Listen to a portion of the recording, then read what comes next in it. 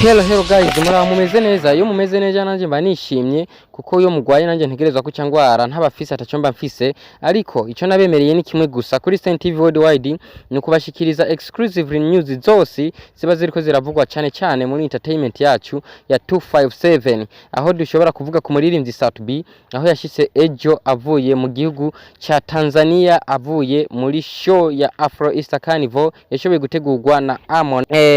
This guy is super talented. Uyu muhungu uno musore arafise tara irenze. Great to have linked up with him. Ndishimye cyane, narishimye cyane kuba narashoboye guhura nawe. Narishimye cyane kuba narashoboye guhura nawe. Aho yaciye ashirako link y'indirimbo yiwe dawa. Munsi y'ayo majambo niyo yashoboye gushirako. Aho muririmbyi ZAMBIA nawe yashoboye kubona iyo posti acavuga ati my brother Roberto ZAMBIA I really appreciate. Cyashirako nakantu ko kubaha. Abantu ntibahereje ngaho bashoboye kuvuga byinshi. Hariho kiss with ZAMBIA, turumva neza na neza tumaze kumva ko akajambo ZAMBIA ko ari umuzambiya. Aho yashoboye kuvuga ati I love that man already ZAMBIA is the best. I love that man already ZAMBIA is the best.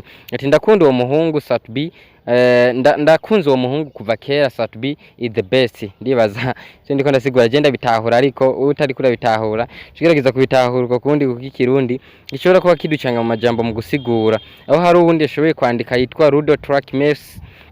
The day I link up with Roberto ZAMBIA, I swear I refaint twice cause I really adore how awesome his voice is superstar.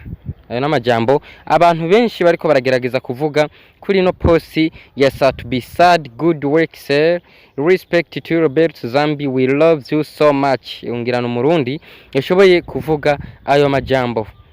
Aho hari nabandi bashoboye kwandika he is the king of music Burundi. Thank you Mr. Roberto ZAMBIA, nice for support. Burundi ZAMBIA much love. Nice bro, we love you too in Burundi with your support for king of Buja Flavor ZAMBIA.